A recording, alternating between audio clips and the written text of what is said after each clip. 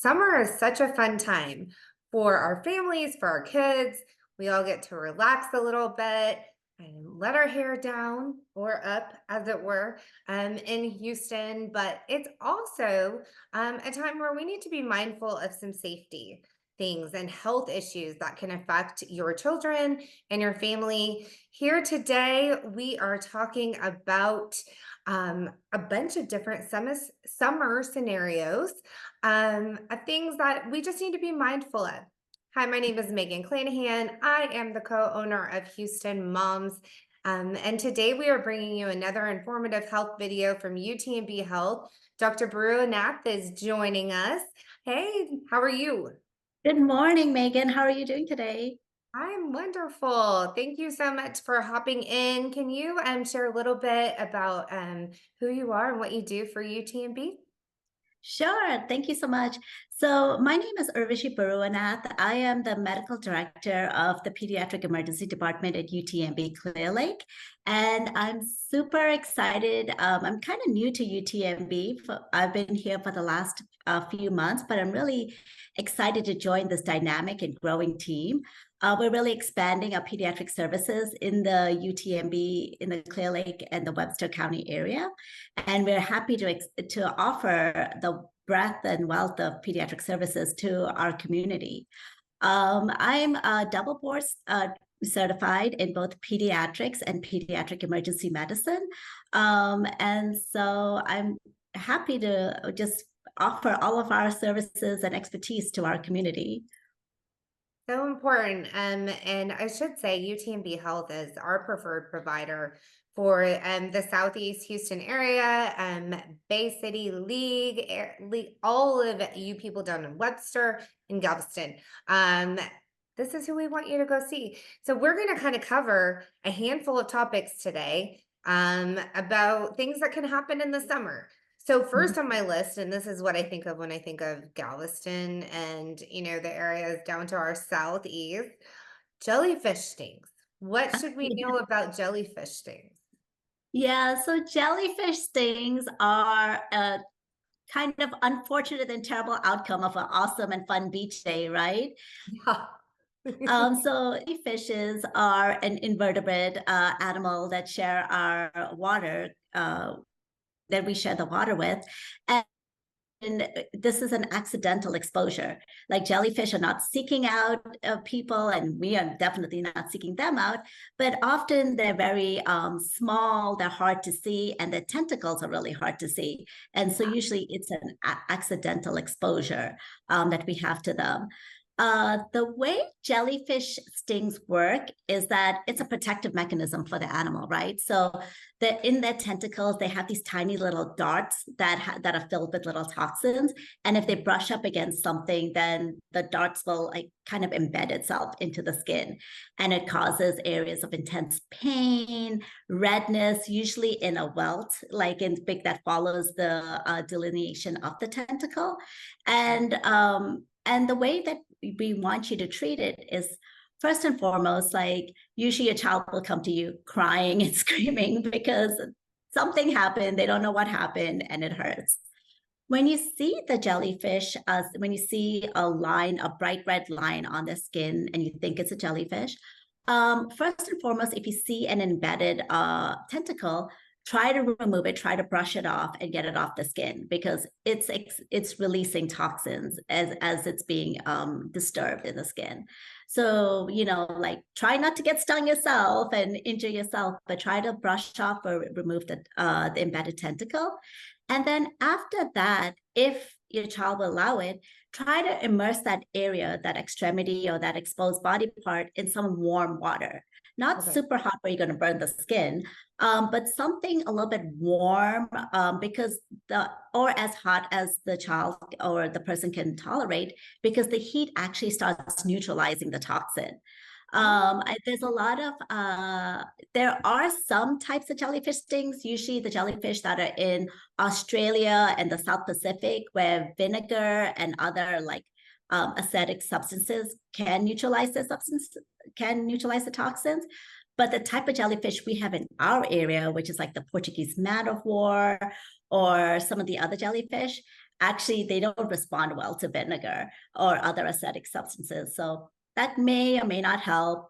Washing it off with seawater may or may not help, but really heat and putting it in a hot water as hot as you can tolerate helps neutralize those toxins. That's such good information because I think there's a lot of what do we call them? I mean, not myths, but like things that people do. Um, I This is a remember Friends getting episode, the Friends episode, right? right? Like I don't have that many good friends that would do that Yeah. for me. But I mean, I remember getting stung as a child. I was a child of the 80s though, and like my mom made like a tobacco like mash thing and like put that on there. I don't know. It is painful though. Yeah, I mean, again, a child of the 80s. And so I mean, parents did things different. We had an aloe plant for everything. Yeah. Aloe went on everything. And so, but I do love the tip on the really warm water. So Yeah. interesting to know that that will help neutralize it. So, okay, kind of along the same veins, there's a lot of bugs out right now, Oh, especially yeah. with all of the rain and things that we've had, tropical moisture. What do we do about bug bites? Yeah, so that's a great question and something that we often see in the ED. Parents will come in because they're concerned about bug bites with their kids. So first and foremost, we kind of have to, like many things in medicine, we think about it on a spectrum. And the way that we're trained in emergency medicine, we always think of the emergencies first. So first and foremost, with any bug bite, any sort of like insect bite, bug bite, snake bite, or whatever, a bee sting, wasp sting, whatever you may be exposed to, the most important thing we first look for is any signs of a severe allergic reaction, right? Or what we say anaphylaxis, because the introduction of any sort of foreign substance, usually the most common triggers are usually like bee stings, wasp stings, fire ants. Those are common triggers for anaphylaxis or a severe allergic reaction in kids. So after a bee sting, within the next like 30 minutes, an hour, whatever, if your child starts developing diffuse hives or whelps, like big red blotchy spots on their skin, if you notice that they're having trouble breathing, if they have vomiting, if you feel like they're not as active or engaged as they usually are, please like either call 911 or come in directly into the ED, because those are all signs of a severe allergic reaction where you might need immediate treatment. And then, we'll assess you, we'll determine if you need treatment, and then we'll watch you for a long time in the ED. Usually treatment will include medications, may include something as like an epinephrine shot or other antihistamines or steroids. But beyond that, but less severe from that, and thankfully, much more commonly, is that usually kids just get a large local reaction to the insect bite itself, right? It's whether it's a fire ants or like a mosquito bite or something else, the toxin in that bite is very allergenic. It releases a ton of histamine, and you get a large local reaction that's like red, usually has a sharp line around it, and it's intensely itchy. Good. So usually parents come in when they're concerned that the bug bite, it may be infected. But if it's within the first 24 hours and it's just itchy and red, it's very unlikely that the infection has set in that fast. Mm. Usually we recommend just local skincare, washing it with mild soap and water, applying some over-the-counter hydrocortisone ointment to help with the itching. And then if there's many, many bites and and your baby's just like itching and can't sleep, you could always give an over-the-counter antihistamine. Benadryl at night will help with sleep, but during the day you could try Zyrtec, which is less sedating.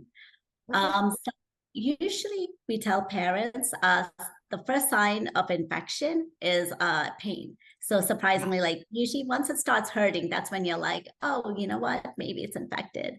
Beyond that, it's streaking redness, any sort of yellowish like kind of purulent discharge and fever. Okay. Like please come in for those reasons also because you may need some antibiotics. Yeah.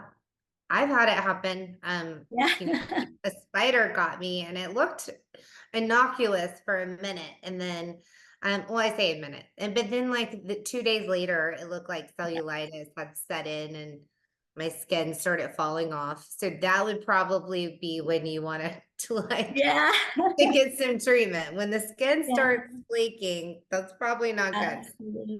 Okay, so we're moving on to fireworks. So, um, we're coming up on the weekend and people are going to be shooting fireworks in anticipation of the 4th of July, plus next week, 4th of July. Um, and I saw this meme today, and it was like somebody is living their last week with Yeah, 10 years and they don't even know it. yeah, And I mean, while that's like a gruesome like analogy, like there's truth in that. Like fireworks yeah. look super fun, but they can be dangerous. What are your best tips on firework safety with kids? Yeah, so the 4th of July weekend is always like a fun and exciting weekend. And we, love fireworks. They're fun, they're beautiful, they're loud, they're exciting, but we have to remember they're also an explosive. So we do need to practice just basic safety guidelines. First and foremost, like if you are going to use those really big fireworks that will shoot up into the sky and explode, like please be careful and follow the directions on the packaging very meticulously. Go out to a large open area, make sure that it's appropriately secured, and that most importantly, it's pointed in the correct direction. We want it going up into the sky where it can explode beautifully and not directed at any people or pets or households where it may, because it is a projectile explosive and it can cause some severe damage.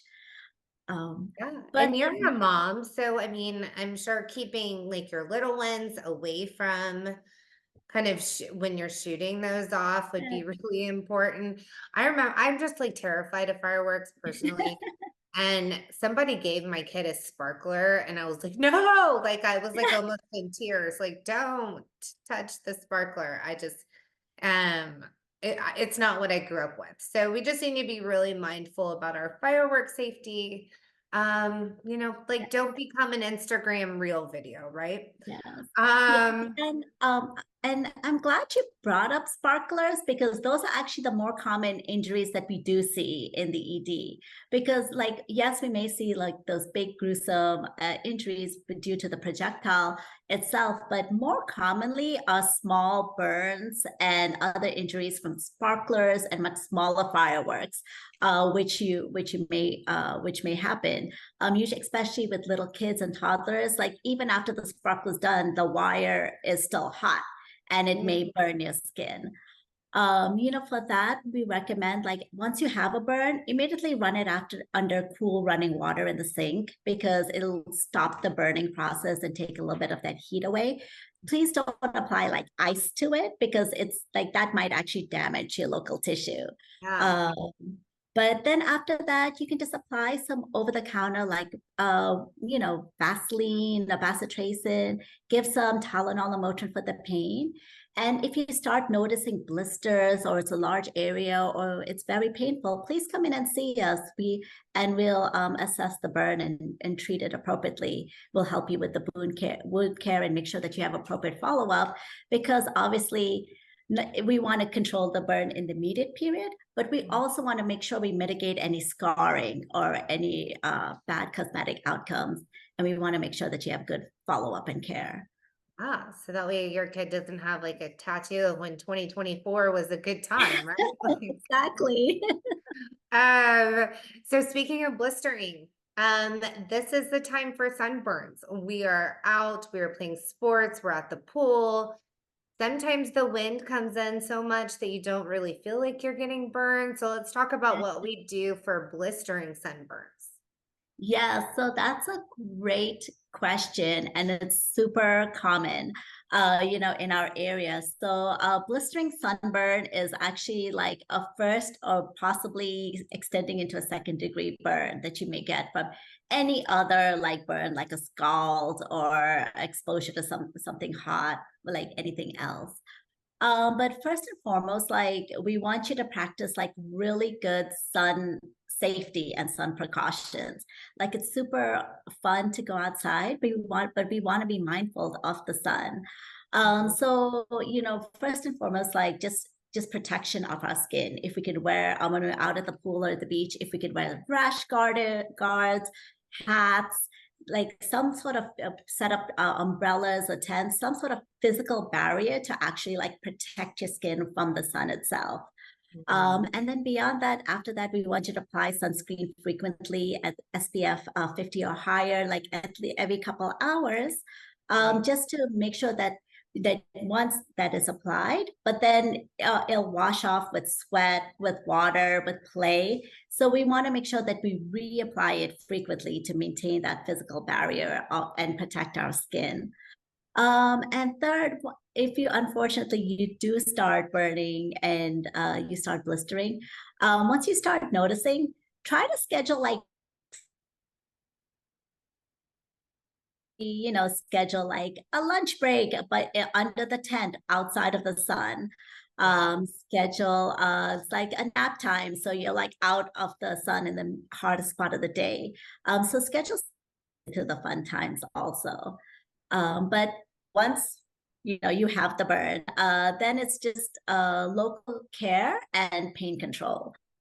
So we Ah, want you to keep the skin like clean and dry, like wash it with mild soap and water twice a day, liberally moisturize it, okay. because that will help really reduce the pain and the itching and the burning sensation. So aloe, like your mom used to use, is Ah, fantastic for oh, your good. skin. Yes, so she was right on track. So anything like very moisturizing and cooling is helpful for the skin. And then just over the counter analgesics like acetaminophen and ibuprofen are very helpful for the pain. Good to know. Yes. My kids just got back from the beach and I mean, we were diligent on that sun. I'm like, no, this isn't worth it. You know what I mean? Yeah. Not worth it. So great tips on the blistering in the sun. We hope it doesn't happen. Stay protected because that just feels so uncomfortable. Um, so kind of along those same veins, and as you were talking about taking breaks outside or and kind of scheduling your lunch breaks and whatnot. Another big reason for that is heat exhaustion, right? Yeah, absolutely. And like our summers are just getting hotter and hotter. We just recently had that heat dome last month, which was horrendous because it's not only hot, but the humidity just exacerbates the heat and makes it feel even hotter. And so while we want our kids to be active and take advantage of our wonderful environment with the multitude of different sports and play we can do outside, we want to be mindful that we don't get overheated and don't overwhelm our body's capability to keep itself cool. So, like everything else, we think about heat as like a continuum from anything from just mild heat or something like heat exposure that can progress to like heat illness, heat exhaustion, and all the way up to heat stroke, which can be a life-threatening event. Wow. And so we want to be careful when we go out in the heat. Um, Different things that affect our ability to control our heat is actually like our different sizes and different capabilities. The beautiful things and the one things I love about pediatrics is that we look at kids in all their developmental stages, from when they're little babies to when they're toddlers, kids, teens, and all the way up to young adulthood. And we have to think about kids in all the different developmental stages. And so when you think about heat, like although you might be outside with your toddler and you're enjoying it and it feels uncomfortable but not super hot, be mindful that your toddler is actually experiencing that heat in a much greater Mm, capacity than you. They have larger skin surface area. They may not be able to regulate their hydration as effectively as mhm. you. They may not drink as well as you, and they may be more likely to have like a heat related illness than you, just due to their size, the skin exposure, the ability to hydrate and keep themselves cool. So when you see your baby's getting really flushed and start sweating, take a break. Go inside to a cool environment, let them drink lots of popsicles, lots of like water, and just and see if you can get them to cool down and take a break before you're going back outside. Yeah, great tips. I was terrified when my kids were like little. We go to the neighborhood pool and I'm like, we're just gonna live under the umbrella right now. Yes, all the popsicles you can handle. I think now as the kids have gotten older, I have 14-year-old, excuse me, and they are doing athletic camp every afternoon from 1 to 3 p.m. And so I am just like pushing water all morning for them. Yes, it's really tough. We're lucky, like I have a 15-year-old son and an 11-year-old daughter. And my son is in he plays basketball for his high school. And Yeah, so even though it's super painful, we're lucky that the majority of his practices are scheduled from 7 to 9 in the morning yeah. when they do outdoor conditioning, and then after that they do indoor basketball. So at least they're outside exercising, but not in the direct heat and the brutality of the day. It's Um, scary. I'm thankful for our high school who like the trainers came running out on the field. They monitored their temperatures yeah. on the field. They came running out the other day and told our daughter's class that they had to get off. Like it was time to go inside. Like sorry, you have to go run suicides in the gym now. Yeah. So like, um I'm sorry. I have such a tickle in my throat.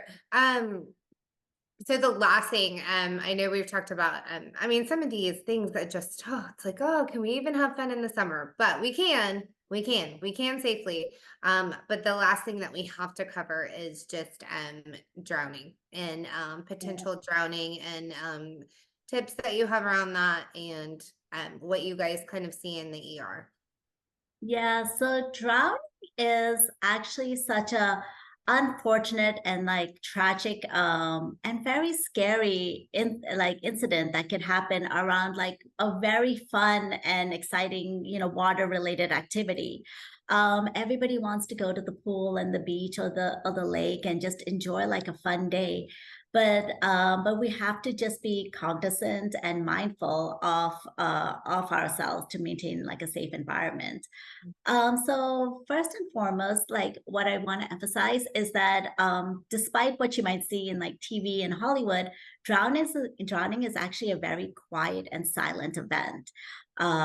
It's very easy to overlook because you might think that the child is playing or just like being mindful, but actually when a person is drowning, they cannot support their body and get their head up and out of the water to breathe. And so there's very little splashing because their arms and legs are below the water and they're just kind of bobbing along. So don't expect a ton of splashing and noise and now it's like you have to be mindful and really pay attention to your kids because it's actually very quiet. And secondly, usually what we recommend is around kids is that although like flotation devices are like a great tool and they make us feel like kind of safe, please don't take it as a false sense of security or safety. It's very important that they should always be an adult who is on watch, right? Who's designated to be on watch for the kids, and their job is to just make sure that all kids are accounted for and mindful. And then if you have to take a break, switch off for somebody. Just and so everybody is always accounted for. And three, we really encourage swim lessons, and because you know everything in pediatrics, prevention is key. So we really encourage swim lessons that can start from like infancy. There's infant like swim rescue lessons that can just teach babies how to bob and turn themselves over, all the way up to like, like formal swim lessons. Because if you can swim, that's the best way of keeping preventing an accident. And finally, we want to make sure that we're like safe around the water. Please, like, we want to limit anything that could like alter your mentation or your ability to be safe. So, making sure we limit alcohol in like people who are 21 and over, to making sure that at least one person stays sober to watch everybody else. And then making sure that our little kids and our who are running around and having fun are safe. They're not diving headfirst into shallow water. They're not, when they're doing their cannonballs and the dives and the flips, they're making sure that kids are out of their way. They're not jumping one on top of each other. They're being safe off the edge of the pool. They're not like hitting the edge, and they're not diving headfirst into something that's shallow. They're actually in the deep end of the water. So all of those basic things that we kind of take for granted are things that we should be mindful of. That's great tips. I think one of the most important things you hit on was the like parent monitor. I did see a friend who basically had the parents, they were having a big pool party. There was gonna be lots of kids, lots of adults. And they signed up for shifts Yeah, and they that's had a amazing. vest. And they would like, and then whoever was on shift, like they weren't socializing with anyone, they weren't talking to anyone, they were like the pool guard. Or you can always like rent a lifeguard too, but this was a cool way for the parents to do it and all like be included. And then like the next shift, they would pass the vest. So everyone always knew who was watching the kids, which I thought was such a Ingenious. Yeah, oh that's genius super idea. smart. And I love what you said about the puddle jumpers. My friend Kathleen, who's probably watching right now, Mhm. she owns a swim school, and she would tell you that that is one of the most. I mean, mm, Yeah, let's it's teach them to swim, and yes. because they can still kind of flip in those puddle jumpers, or they And just get really confident in thinking they can swim when they when they really have never can. swum. And so, yeah, I love those 2 tips, and Kathleen is probably gonna jump in the comments and be like, "Please." Um, we covered so much today. We went through a lot of these summer scenarios, and, we just want Houston to be safe, Yeah. this summer while still having a really good time. And I think we can make it happen. So, doctor, thank you so much for joining us today. Thank you so much for for your time and this opportunity. And I'm excited. You were a joy. Welcome to Houston and UTMB. It was so fun to have you join us this morning. We're going to be popping in some links below. If you don't have a general pediatrician, someone that you see on the regular for your children, we're going to pop that link below. We'll also give links for the emergency department, like Doctor works for. And then if you have any questions, anything you need answered, please feel free to drop those below. We will be back next month with another important health topic, and we love seeing you today. Thanks so much for joining us and have a great day. Thank you.